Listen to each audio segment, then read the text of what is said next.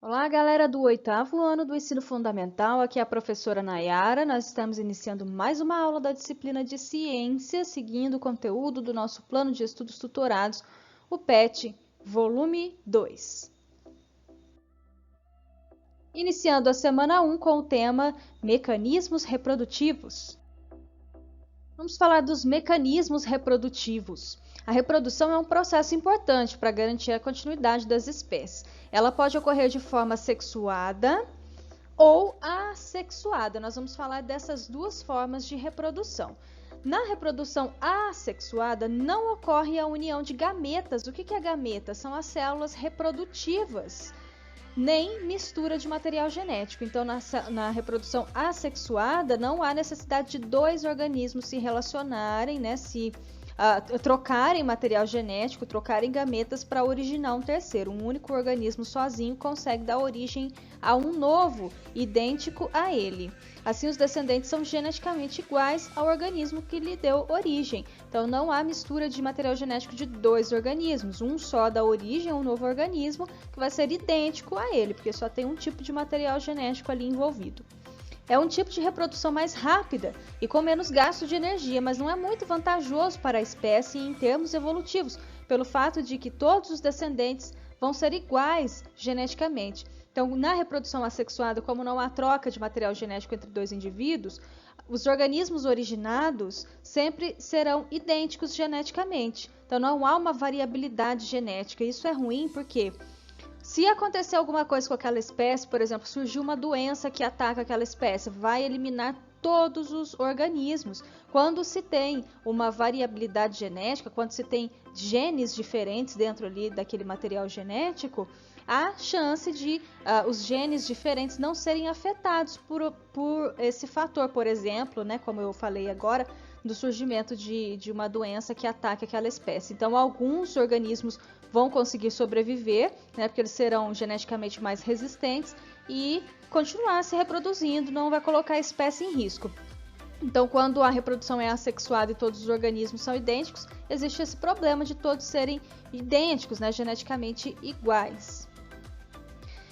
Veja alguns tipos de reprodução assexuada. Divisão binária é o tipo de reprodução assexuada onde ocorre a divisão da célula em duas por um processo chamado de mitose, que é um processo onde uma célula se divide, né, e dá origem a outra idêntica a ela. Então, nós temos aqui nessa imagem, né, um exemplo de uma bactéria. Essa divisão binária é um clássico, um tipo bem comum de reprodução entre as bactérias. Então, inicialmente nós temos uma bactéria, né? Como nós vimos, as bactérias são organismos unicelulares, elas possuem apenas uma célula. Então, nós temos aqui uma bactéria.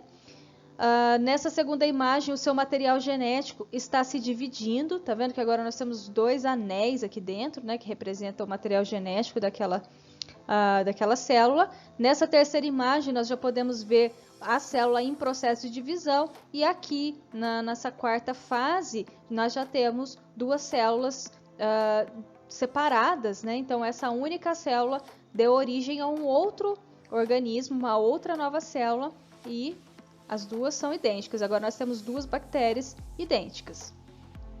É também chamado de bipartição, fissão ou cisparidade. São nomes para o mesmo sistema, né? Que nós estamos chamando aqui de divisão binária. Esse processo de reprodução é comum em bactérias e protozoários. Protozoários são outro tipo de organismos unicelulares, micro-organismos, né? Microscópicos.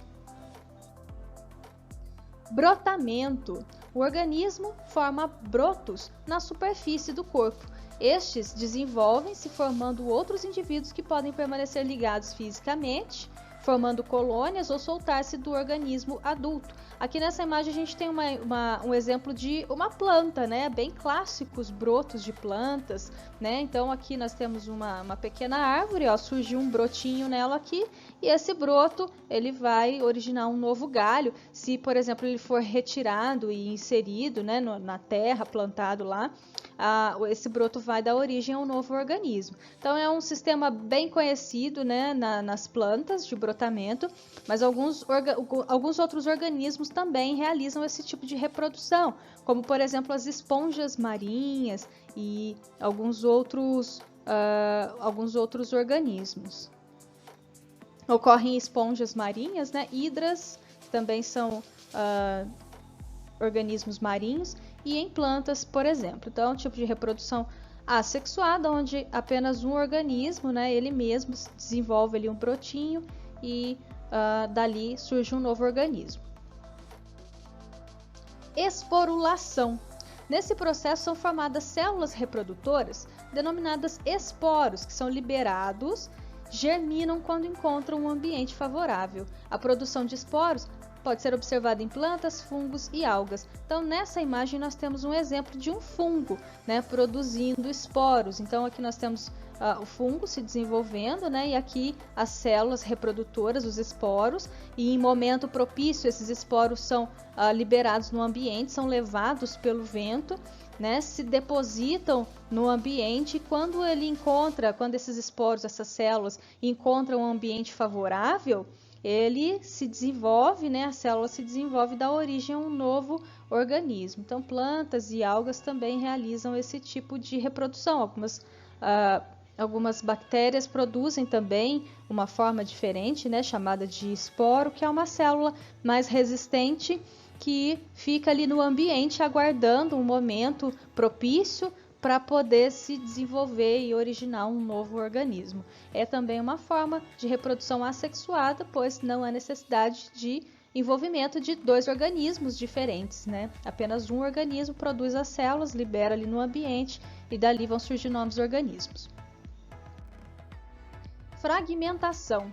Um novo organismo forma-se a partir da regeneração de fragmento do outro. Esse processo é comum em alguns invertebrados, que pode ser observado, por exemplo, em planárias e estrela do mar. Planárias são alguns micro-organismos que podem ser encontrados em águas de rio, de represa, e as estrelas do mar, né, que nós conhecemos.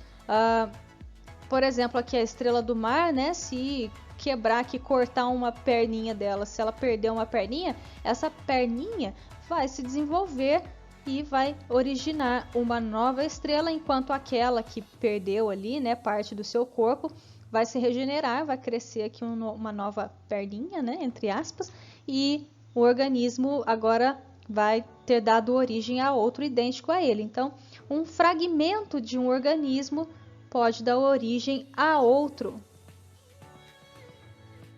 Na reprodução sexuada, ocorre união de gametas, que são as células reprodutoras masculinas e femininas.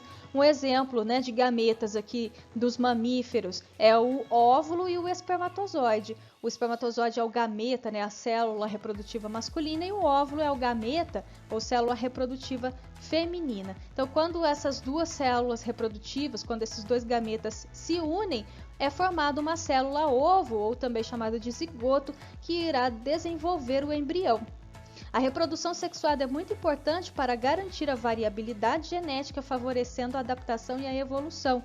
É o que a gente disse, lá na reprodução assexuada não há troca de material genético entre dois organismos, por isso todos os organismos serão idênticos. Já na reprodução sexuada, organismos de mesma espécie se reproduzem, né? E o organismo que vai se originar daquela reprodução vai ter um material genético, metade do material genético da mãe e metade do material genético do pai. Então há uma variabilidade de genes, né? Uma variabilidade de características que pode ajudar a espécie, pois alguns genes são mais resistentes, são mais fortes e trazem mais vantagens do que outros, e assim aqueles organismos vão sendo selecionados.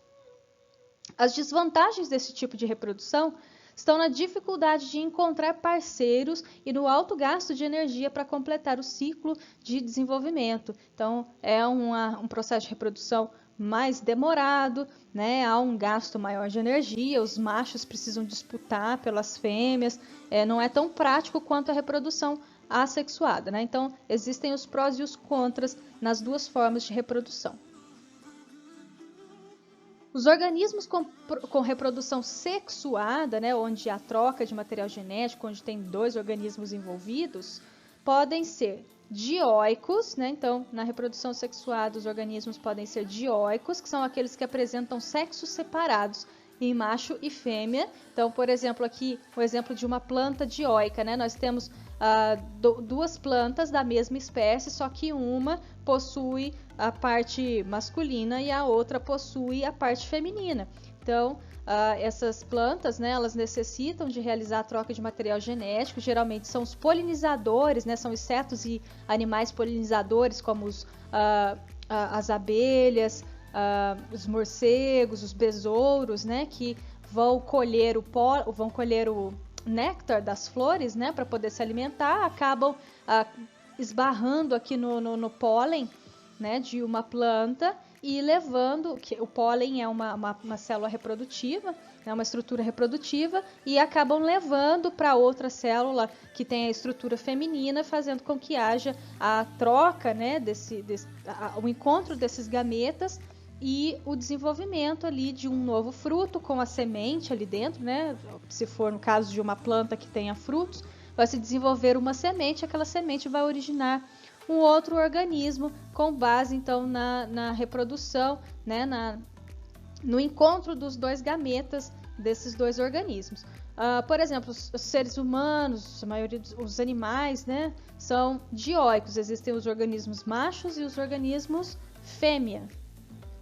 E os monóicos, né, os organismos monóicos são aqueles que possuem os 2 sexos, masculino e feminino, no mesmo organismo, consequentemente produzem os 2 tipos de gameta. São alguns organismos chamados de hermafroditas, né, como por exemplo as minhocas. As minhocas possuem essa característica. Uma minhoca, ela tem a estrutura reprodutiva masculina e feminina, e ela mesma consegue se autofecundar e dar origem a outros organismos, né?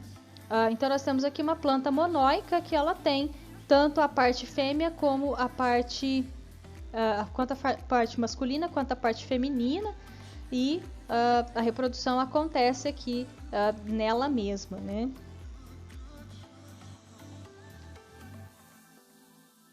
A fecundação, que é o encontro dos gametas das células femininas e masculinas, pode ser interna, que é dentro do aparelho genital da fêmea, né, como em alguns peixes, aves, répteis e os mamíferos, por exemplo, né, quando o gameta masculino é depositado no interior do organismo da fêmea para poder acontecer a fecundação e o desenvolvimento do novo organismo, ou também uma fecundação externa, que é quando acontece o lançamento dos gametas no meio, que deve ser úmido, né, para poder possibilitar o desenvolvimento daquele embrião, como ocorre em alguns peixes e nos anfíbios, por exemplo. Então, anfíbios são os sapos, né, as rãs. Então, esses organismos, esses animais, eles se reproduzem com a reprodução externa, né? A fêmea a fêmea libera os seus óvulos, né? O macho libera os espermatozoides. Os espermatozoides e os óvulos se encontram externamente, né? Então vai acontecer aqui a fecundação. Esse ovo fecundado vai ficar ali no ambiente, né? Para poder se desenvolver, e dali vai surgir um novo organismo que vai originar um organismo adulto. O desenvolvimento do embrião pode ser interno ou externo. Embora em muitas espécies seja dispensável o contato físico na fecundação externa, é essencial que haja uma sincronização nesse período reprodutivo para garantir que haja fecundação dos ovos. Então, por mais que não há necessariamente um contato entre os 2 organismos quando acontece a fecundação externa, mas é importante que esses organismos eles estejam sincronizados ali no seu período reprodutivo, porque senão a fêmea vai depositar um óvulo ali, e se não tiver o macho para depositar o espermatozoide, não vai fecundar. Mesma coisa, se o macho libera o espermatozoide e não encontra o óvulo, também não vai acontecer nada, né? Então, geralmente esses organismos, eles têm que estar no período reprodutivo, e também há uma comunicação entre eles, como por exemplo, liberação de sinais químicos, né? Para poder avisar o outro parceiro que ali houve o depósito de um gameta. Também fatores ambientais como temperatura, duração dos dias. Então, existem esses fatores que fazem com que esses organismos estejam conectados, sincronizados ali no período reprodutivo, para eles poderem estar depositando, liberando seus gametas ao mesmo tempo para garantir o sucesso na fecundação. Por exemplo, também a vocalização, né, os anfíbios, os sapos, as rãs, eles ficam fazendo aquele barulhinho característico, né, coachando, para poder chamar a atenção do outro parceiro, para indicar que ele está no período reprodutivo, para poder a fêmea se aproximar e acontecer a fecundação. Então, em algumas espécies, o comportamento de corte, né, como em algumas espécies de anfíbios que produzem sons característicos para atraírem as fêmeas de sua própria espécie e garantir a fecundação. Que é a seleção sexual e qual a sua importância? Na teoria natural de Darwin é um importante estudioso, pesquisador das ciências naturais, né? Ele é considerado o pai da biologia, ele é que desenvolveu a teoria da evolução, da seleção natural, que nós vamos estudar mais a fundo, mais para frente, mas ele foi uma pessoa bastante importante, um cientista muito importante na área das ciências naturais, e ele explicou os aspectos da sobrevivência e reprodução. Ele chamou de seleção sexual a luta entre indivíduos de um sexo, geralmente machos, pela posse da fêmea. Complementando, disse que é o processo de escolha de características morfológicas e comportamentais que levavam ao cruzamento bem-sucedido, sendo responsável pela evolução de características que conferem vantagem adaptativa ao indivíduo. Então, a seleção sexual é quando a fêmea ela tem alguns interesses, né? Ela se interessa e se relaciona com aqueles machos que têm características mais interessantes, né? Aqueles machos mais fortes, maiores, que podem oferecer genes mais fortes, né, para os seus filhos nascerem também mais fortes, mais bonitos e resistentes. Então, o exemplo de seleção sexual pode ser facilmente observado entre as aves, por exemplo. Isso acontece entre todas as espécies, né? Principalmente de animais, aí, de aves, mamíferos. E um exemplo, o pavão, né? Por que o pavão tem aquelas penas exuberantes, né? Ele abre aquela cauda bonita para poder chamar a atenção da fêmea. A fêmea ela vai escolher, ela vai aceitar se acasalar com aquele pavão que tem as penas mais bonitas, né? Que chama mais atenção. Aqui nós temos um outro exemplo de um outro pássaro, né? A fragata, que tem esse papo vermelho, inchado, para chamar a atenção das fêmeas também, né? E elas vão sempre escolher aquele que tem o papo mais inchado, mais vermelho, né? Um outro exemplo, os leões, né? Por que o leão tem aquela juba enorme e a fêmea não? Porque o leão ele precisa ter aquele aparato todo para poder chamar a atenção das fêmeas, né? As fêmeas, as leoas, sempre vão escolher os leões mais fortes, mais imponentes, com a juba mais bonita e tudo mais. Então, isso é a seleção sexual. Aqui está falando, né, o exemplo do leão forte que vence a luta com o outro pela posse das fêmeas, né? Tem algumas espécies também que lutam, né? Os machos lutam uns com os outros e aquele vitorioso ganha a fêmea, né? Porque ele prova que ele é o mais forte, o mais resistente. Então, ele vai ter essa característica de força passada para as gerações seguintes, para os seus filhotes. Então, as fêmeas veem isso, né? Falou, aquele leão ali, ou então aquele macho ali, ele é mais bonito, ele é mais forte, ele é mais resistente. Então, eu vou me acasalar com ele, porque os meus filhotes também serão fortes, bonitos e resistentes, assim como o pai. É isso que as fêmeas querem, né? Genes resistentes para que seus filhos sejam saudáveis. O mesmo ocorre com os pássaros de plumagens mais belas e com comportamentos de corte bem-sucedidos. Então, por hoje é só, pessoal.